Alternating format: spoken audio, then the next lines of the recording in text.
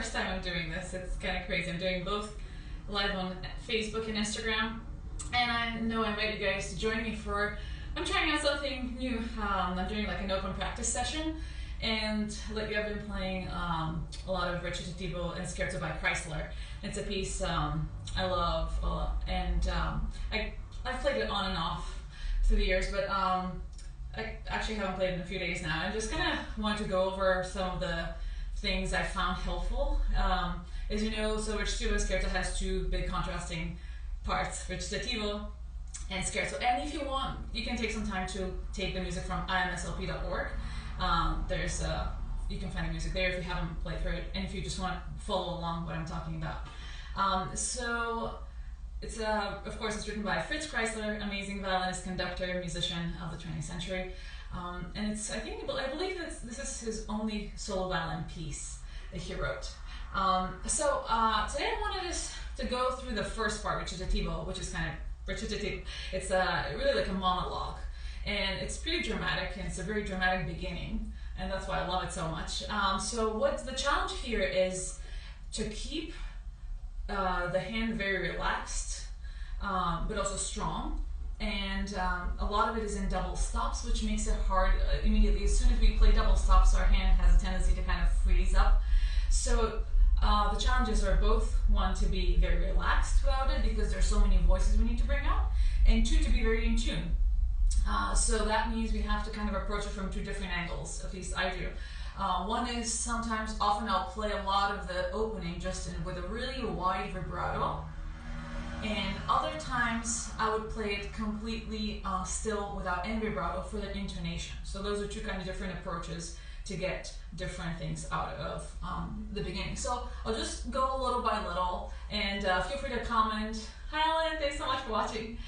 Feel free to comment and share how you practice this piece if you've played it before, or if you find anything from what I'm saying insightful. Again, everything I'm saying can be applied to so many pieces because double stops are everywhere. Intonation is ubiquitous.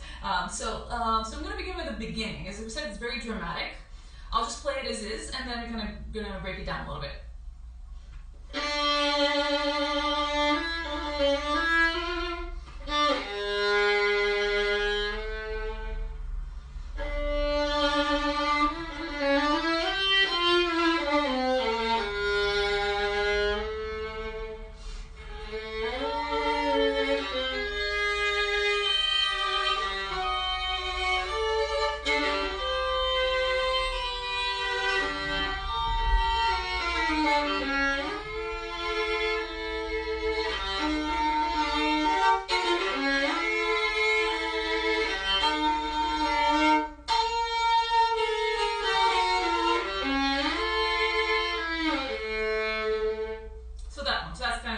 Big first phrase. So a few things, we want to be very relaxed at the double stop. So that's how I practice it most of the time. I'll show you exactly what I do. So first in the beginning, I watch out for that F.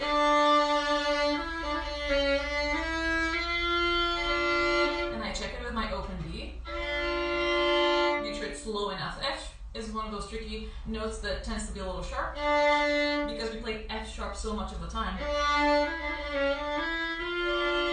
Check with my open B. And I'm going on.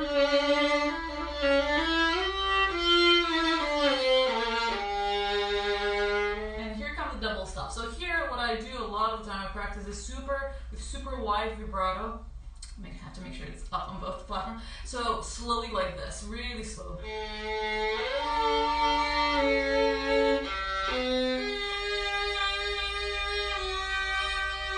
Because I know for myself, and probably for most of you, my hand tends to really freeze up and kind of, when I play double stops, it gets to really tighten up. So really to counteract that, I really just practice with as loose hand as possible.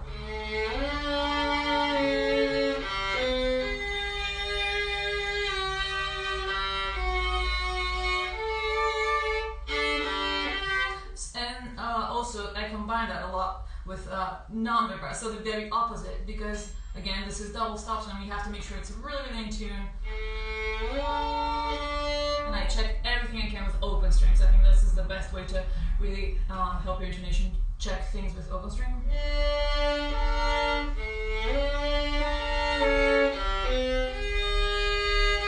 This is a tricky fifth.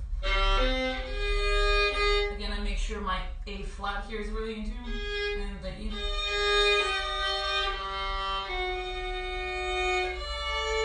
And here, this is a tricky shift between these two double stops. So I connect it when I practice it. I do until my fingers are loose and it's a seamless connection.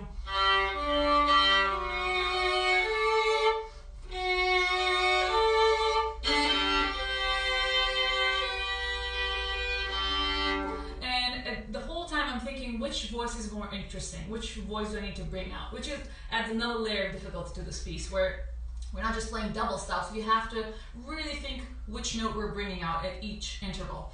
So I can kind of talk you through this quickly. So here, I bring out that voice, and then here I bring out the resolution. But then I bring out the inner voice, which is tricky.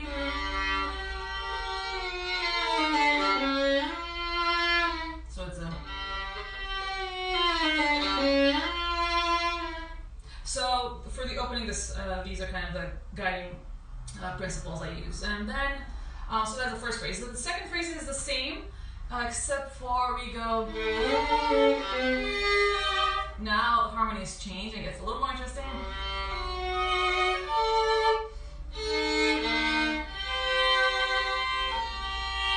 Again, check intonation.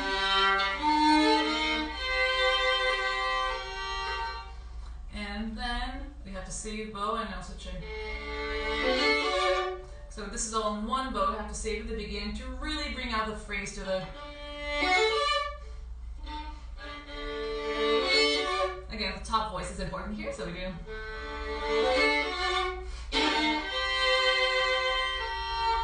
And now the second time I bring a little more restlessness to it with a little more vibrato and fast speed. And now comes like a big build up, which I'll play for.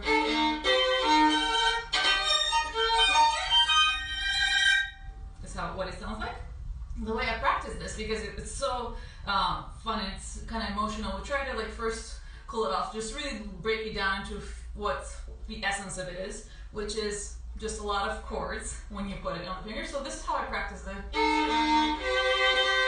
Again, loosen up the hand and try to connect as much from the bow as well, because when we play it, again, we tend to tighten up. We tend to kind of play very with an edge because of all the shifts, and it can be pretty tricky. But again, I kind of look at the opposite angle, which is relax and connect it as possible. So, and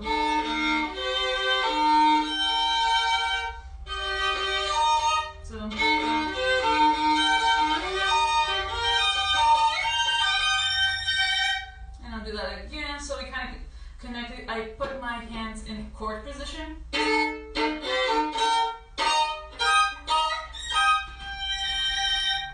again, I'll do it the third time. Let's try it again. If you have your violin, you can try it. Where we break down the double stops and connect with a bow.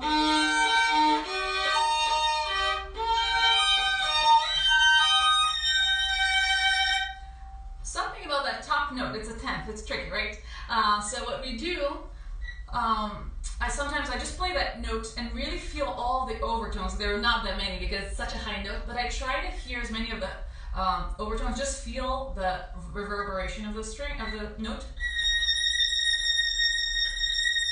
And look for that sound once it's in the 10th. It's so important that that's a brilliant note and it doesn't sound like, right, small. We want it to sound big. So that's why sometimes I look for that brilliance in just that note. So.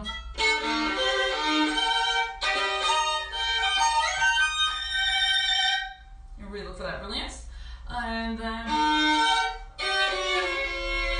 we have pizzicatos. We play the double stops, which are... This one's not as tricky because of G string. And again, here I try to bring out the inner voice, which is more important. Of course we have, but I try to bring out the inner voice.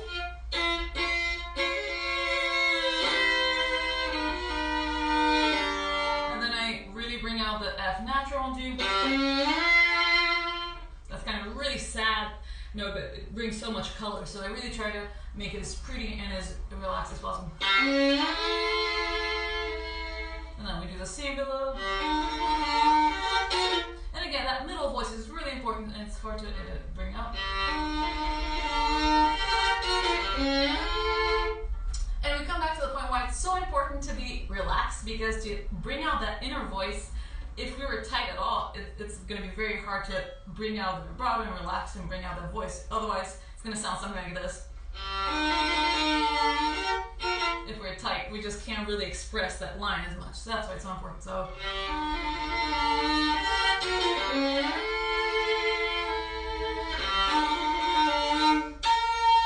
And this one's a tricky spot, right? We have 1 and stretch 4. The way I get there, the way I practice it is daughter rhythm. It's one of the best ways to do it. And always check engineer.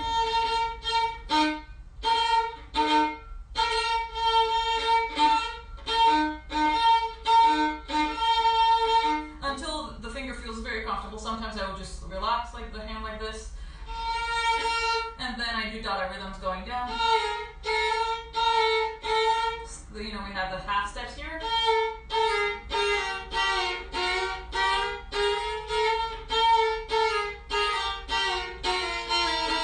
So that's a great way for the hand to connect all these half steps in a very organic way by doing daughter rhythms and connect it with the bow. Again, I love playing things that scare me, things that are kind of scary. I love to find ways to connect them and make them feel smoother from the bow, because that kind of relaxes my hand. We're something that's innately edgy and fast kind of builds up this kind of stress in our muscles. So that's why I try to practice things very relaxed, as much as smooth as possible, and as connected as possible. So here we go.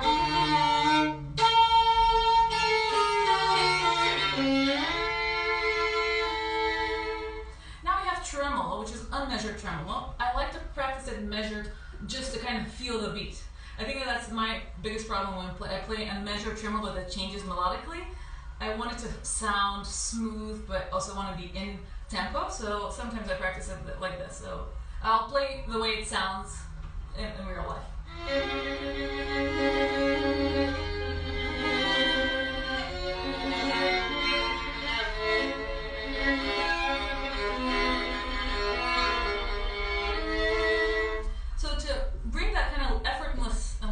Butterfly-like motion, I actually practice it very measured and try to change the bowing a lot. Try to practice it with different bowings, like a regular bowing. And watch for that fourth eye. Wait, did I say fourth? Third. We have a fifth and a third.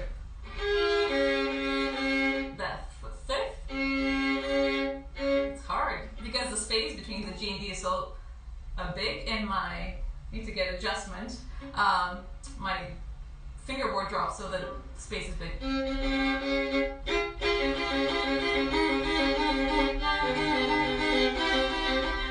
And while we practice it, and while we practice anything, I would always bring out the phrasing. I would never kind of turn off my phrasing or my musical idea and just be, okay, here we go. That, because again, you're not getting anything out of the practice that way, and you're enforcing an anti-musical notion in your practice, which I don't think, it doesn't hurt and doesn't take anything to really keep thinking of the phrase and where the melody is going. I think it's always really important thing. So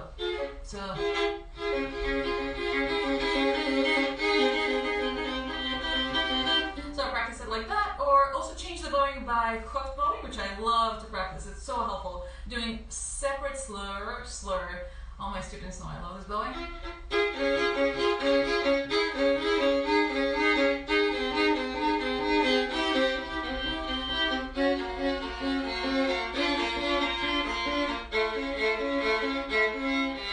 Again, this bowing kind of activates different connections between the fingers, which I love and I found very beneficial, so highly recommend it.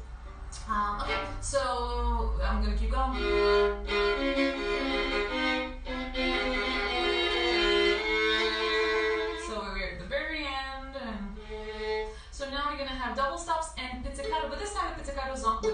finger on A string, which can be a little tricky. You want to play relaxed, nice sounding double stops, and you want to pitch at the same time, which can be a challenge. So we have to find the right angle where our hand can be relaxed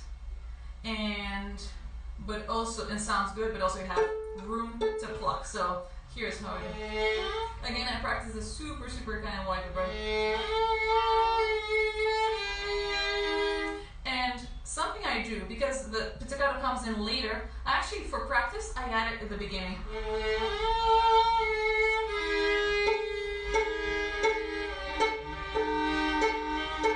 I add the pizzicato for the whole time, so my finger is already there and feels very comfortable there. So I don't, and here's what it sounds at the end.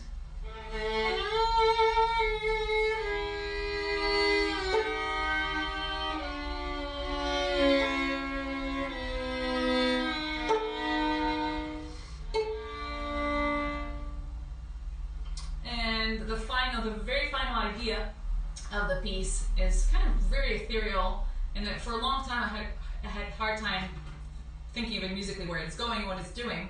It's kind of, but I think of it as this kind of long phrase. I'll play it for you first.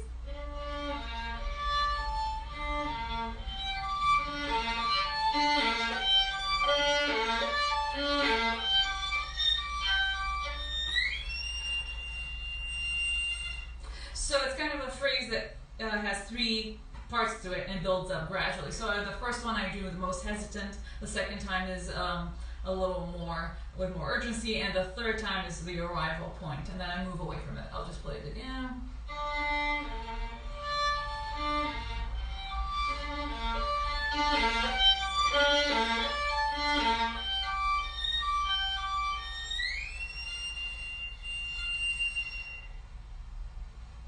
And the very final idea.